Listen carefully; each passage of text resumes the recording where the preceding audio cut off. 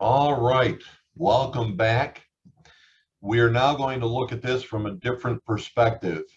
Hopefully what you've done is you've already looked at the new listing broker requirement, and now what we're doing is a pending or closing broker requirement. This one is even simpler than the first one because regardless of whether or not it's a listing that has sold, or I've got a buyer I've worked with and we have a purchase agreement bottom line. Either way, it's a bottom line purchase agreement. It just was it our listing or was it someone else's listing? But we have a bottom line purchase agreement. We're now turning in the new listing, new pending closing broker requirement form. Again, this now becomes even more important because at this point, not only is there us and a title company involved, but we now have another broker, another agent, likely another title company, a mortgage company. There's many people involved in this transaction. In this form will tell everyone involved, here's a brief synopsis that tells you everything that you need to know in regards to this new closing pending transaction. So simple property address. We know again, is it the city, the township, or the village of? We're going to put what the municipality is, the zip code for that, and what county it resides in. Again, is it a residential single family property? Is it a condominium? New construction? It is what it says it is. It's never been lived in before. Vacant land. Multifamily, and by the way, multifamily, a 1 to 4 unit would be a multifamily. If it's over that 5 plus, we're going to look at that as a commercial type of property. Are you completing a lease? And then, oh, by the way, has this got relocation involved, or is it a short sale, which we've discussed earlier? We have the seller's names. We're going to marital status, the address of the property, the phones, emails, and by the way, it's there, seller one and seller two, email and email. Fingers crossed that they're not too long and they'll fit in the blanks. But now who are the buyers? That should be on the purchase agreement, legible as to who that is. Now we may not, because it's not our buyer, but if it is our buyer, we're going to have it. We may not have our sellers. It's one that we sold. It's just our buyers. Either way, complete the information that you have. You have most of this information. If it's on the purchase agreement, fill it all the way out. If this is your buyer, you have all of this information, fill it all the way out.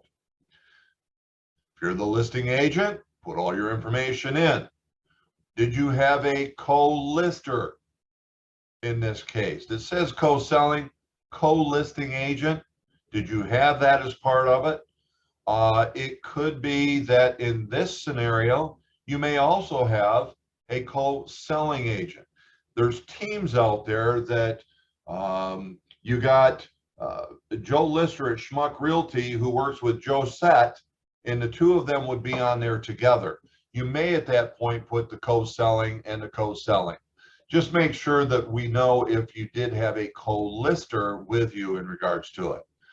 Again, agent ID numbers, those are the numbers, typically the last 6 of your license number, cell phone, email. We're also then at this point, regardless, depending upon which side we're on, would this person be somebody that we should recruit? Click yes or no, and if you say yes, get with your manager and say, you know what, this Joe Lister, he's a great agent. I think he'd fit within the personality of our office very, very well, and work with them because you should have been introduced to the Blue program, and that's why this is here. We're going to obviously put who's the selling office, the listing office, what is their office ID.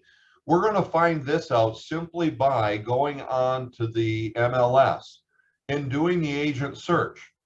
That'll give us the agent ID along with the listing office ID.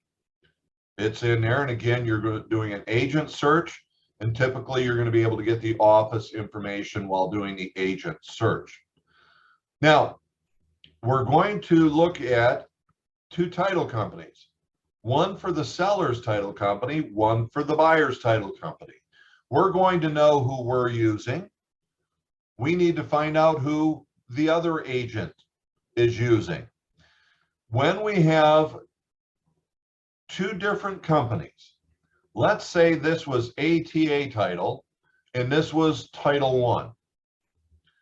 This term would be called a split title. The term used for it when there's two separate title companies is a split closing.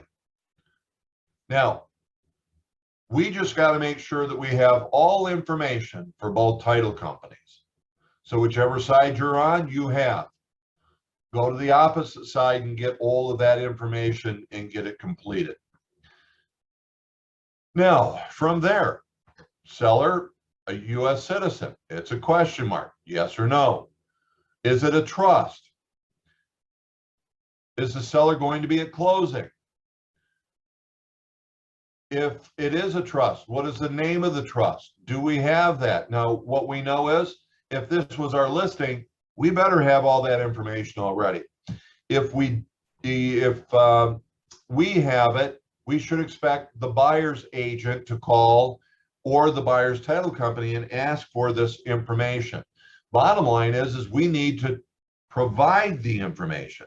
What if I'm on the buyer's side and it's somebody else's listing? It's not our company. I need to then, while completing this form, call the agent and say, who's your title company? What's their phone number? Who's the contact person? What would be an email for them? Now, I'm going to assume that they are United States citizens. Is that correct? And we know that from the purchase agreement, it will specify, and in accepting it, we would know whether or not taxes are paid in arrears or advanced. I'm going to leave that for your manager to be able to discuss with you further. You should also look to learn that from the title person when you sit down with them. The trust or the LLC, who is it? Will the seller or trustee be at it?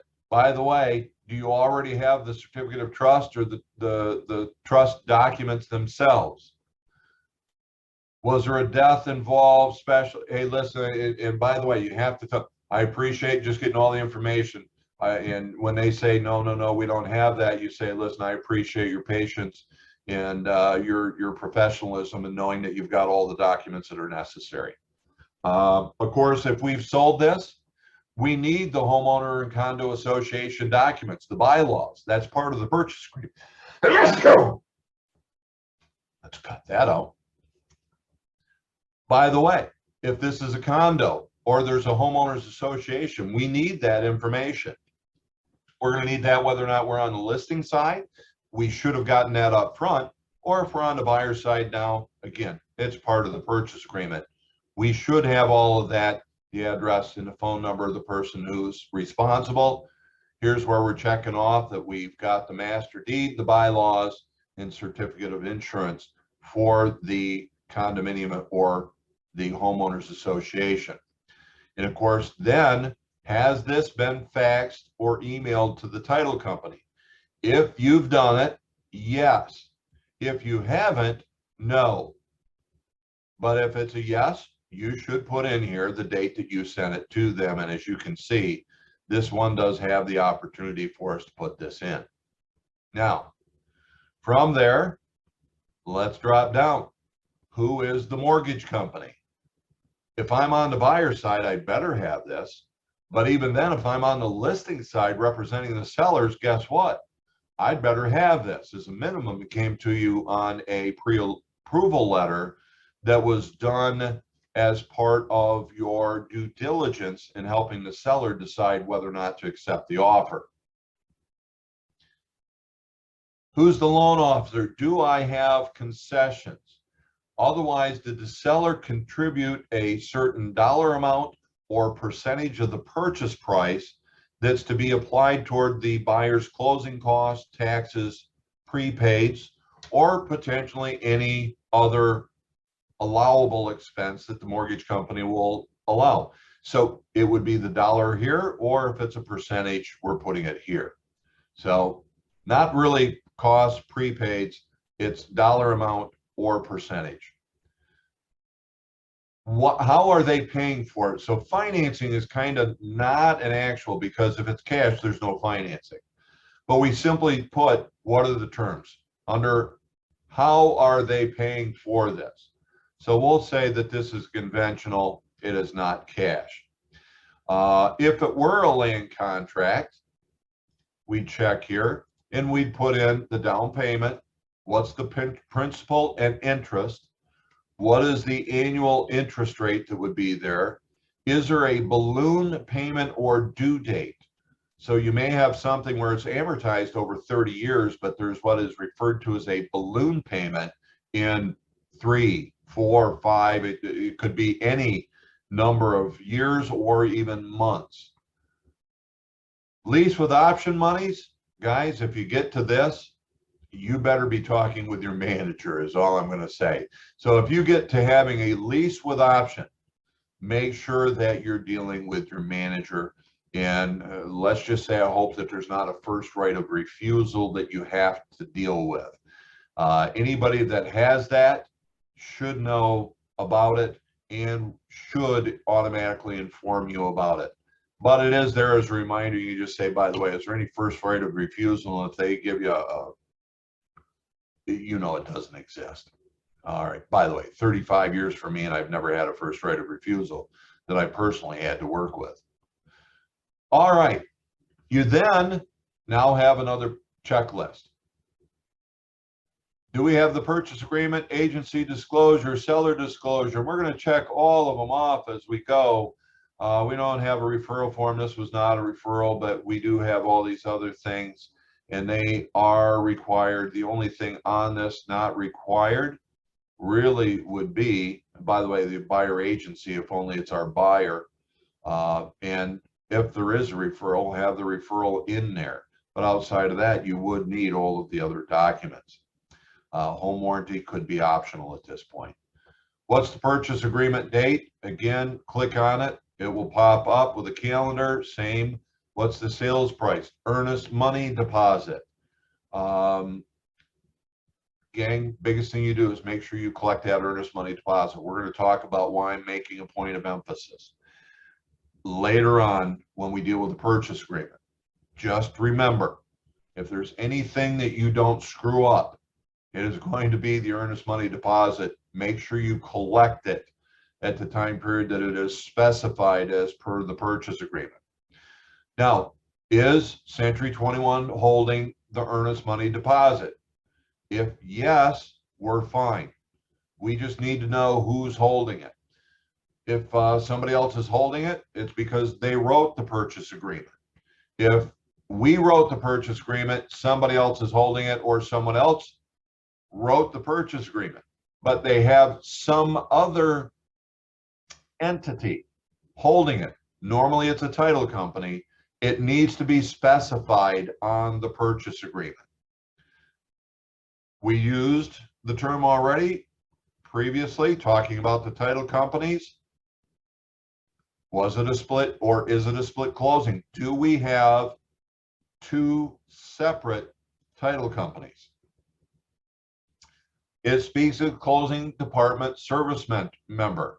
As part of going through, you're going to learn about the closing department being of assistance to you for a fee. This is just so that we know that we retain that fee out of the closing to pay the closing department working for you in regards to this transaction. Escrows, is there occupancy? If so, is it at closing? Is it other? Was it 30 days? If so, was there a rent escrow? How much was it?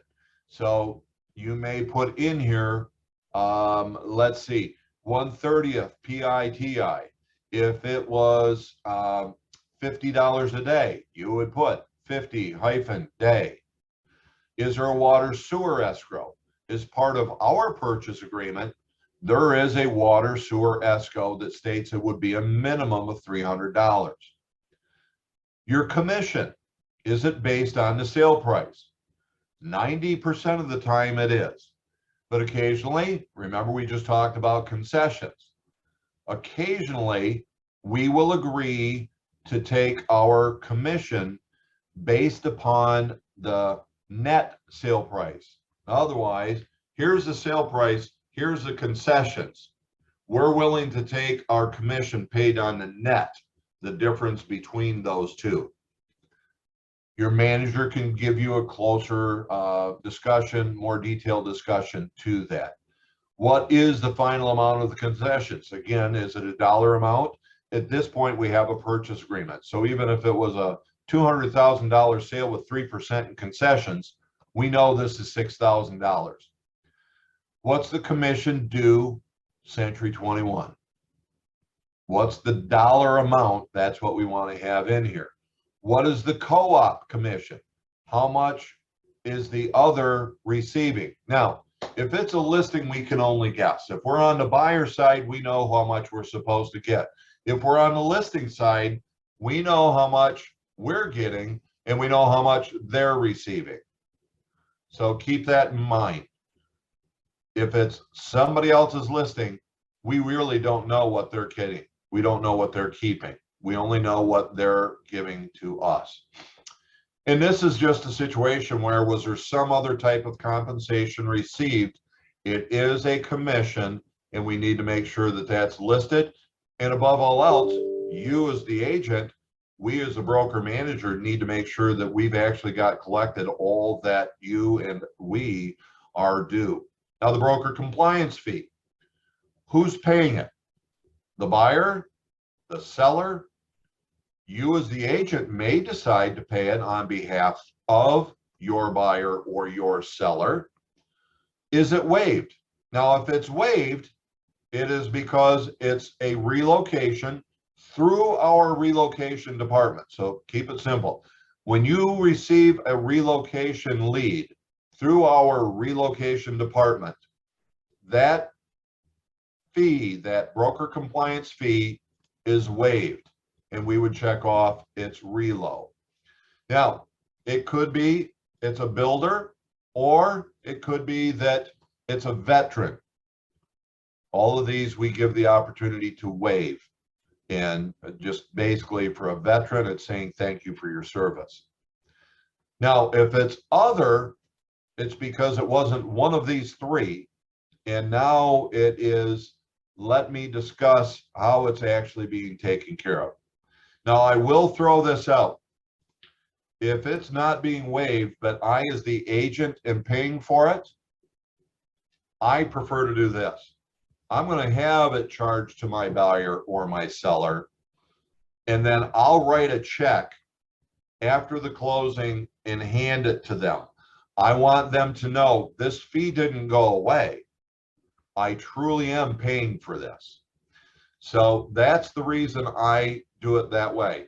If you click this, it will be taken out of the commission check so that they don't know. They don't see that it was charged, and they don't see that you really did pay for it. So how you do it, you really do have the two options, but know that that's how this is going to work. We get down to the point of, was the referral, yes or no? If there was, we're going to click yes. Are you still working with a mentor? If so, we're saying yes. And then we're going to put in that this was Joe Mentor. If it went in there, it's not cooperating with it right now. Same thing, if it's a referral, who's the referring company? It could have been, gosh, I don't know, Serva as an example. On the other hand, it could be that this came from Century 21 affiliated. Another broker, it could have been from. Matter of fact, it could even be from within our own company. Then just how much is that referral fee? Was there a home warranty? If so, yes. And we need to, who was the coverage for? Who was the company? What was the amount? And most important, what is the confirmation number? You want to get all of this taken care of prior to the closing and into the hands of the title company so that it's all just done. This form is to help you do all of this. And of course, who's paying for it? Again, if I'm going to offer one, I'm going to have them pay for it, but I'm going to reimburse them. If you do it this way, it may be taken right out of the commission check and they'll never know or be reminded that you did fork out $500. All right. Here again, now it's not the just listed, but it's the just sold postcards. And you've got 25 free that are going to come to you in your hands. You're simply going to click yes or no. Again, rare circumstance that you're going to click no. So we're going to assume that you're always going to click yes. And then do I want to do the surrounding neighbors, and however many I would want to do that, I will get charged for later. Of course, the mailing list, yes or no. Now, the last thing that you have is the continuity program. Do I want it for 3 years or 5 years? Do I want it for the buyer? Is it for the seller, or is it for the both of them? Now, why would I do both? Well, one is the obvious. I have a double dip and I have both the buyer and the seller. On the other hand, there's these things that have become known as real estate orphans, or REOs for short.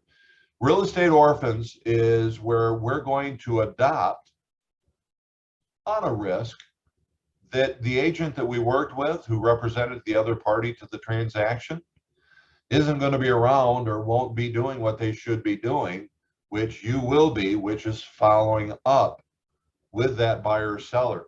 The best thing I could tell you, if you are going to adopt the REO, the real estate orphan, make sure you talk to them. But you could put them into the continuity program. It's a wonderful thing. So, gang, that is the new pending closing broker requirement. Important that you fill out all information, because there's so many parties who need to know the synopsis of what's going on with this transaction. You guys have a great one. Go out and be productive. Talk to people.